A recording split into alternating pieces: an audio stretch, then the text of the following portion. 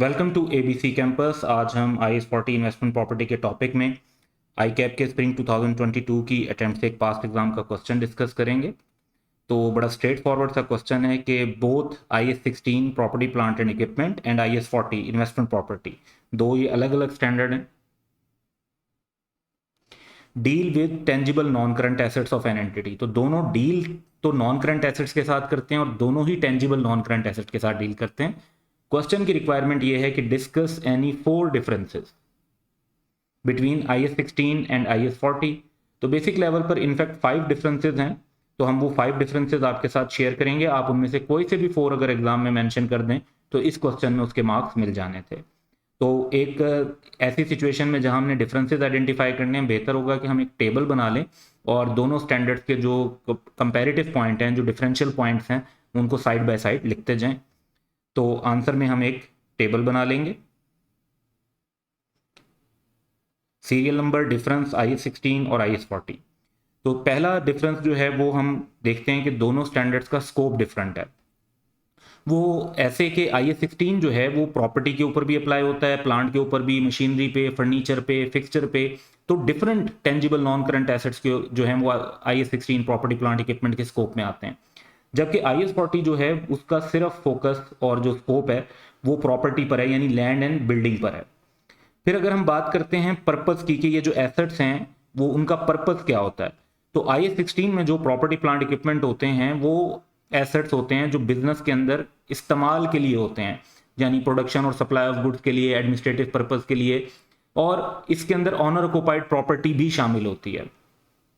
जबकि IS40 में जो इन्वेस्टमेंट प्रॉपर्टी होती है उसका पर्पस ये होता है कि या तो रेंटल अर्न करने या फिर कैपिटल एप्रिसिएशन की वैल्यू बढ़ेगी तो फिर सेल करने से जो गेन आएगा उसको उसका फोकस होता है, वो पर्पस होता है प्रॉपर्टी को होल्ड करने का। तीसरा डिफरेंस है इनकी सब्सिक्वेंट मेजरमेंट का।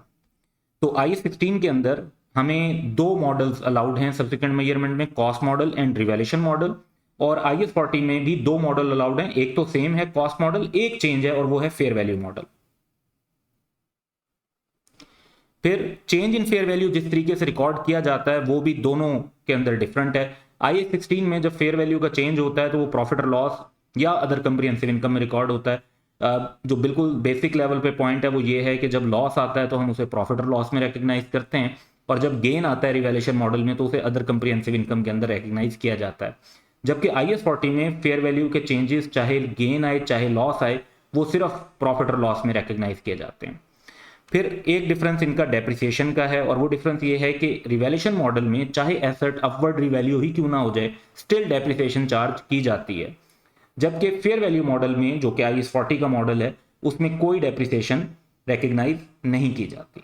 तो ये डिफरेंसेस हैं जिनको आप मेंशन कर सकते हैं। जस्ट एज अ डिस्कशन एक डिफरेंस ये भी है कि फेयर वैल्यू मॉडल में फेयर वैल्यू हर साल मालूम करनी होती है, हर ईयर एंड पे, जबकि रिवैल्यूएशन मॉडल में जो है वो फेयर वैल्यू ईयर के स्टार्ट पे भी डिटरमिन की जा सकती है, ईयर के एंड पे भी, और हो सकता है कि किसी एक साल में रिवैल्यूएशन ना भी की जाए, क्योंकि सफिशिएंट रेगुलरिटी का कॉन्सेप्ट होता है। एवरी ईयर आपको फेयर वैल्यू डिटरमिन करने की लाजमी तौर पर, कंपल्सरी तौर पर जरूरत नहीं होती, सिर्फ हम तब करते हैं जब मटेरियल डिफरेंस हो between current carrying amount and current fair value. तो डिफरेंट जो है वो पॉइंट्स इसमें मेंशन किए जा सकते हैं। सब्जेक्टिव नेचर का यहाँ पे क्वेश्चन था, तो ये पॉइंट्स आपके जहन में होने चाहिए, इससे कॉन्सेप्ट क्लियर होता है कि IS16 और IS40 के अंदर डिफरेंसेस क्या हैं। That's all for today, have a good day.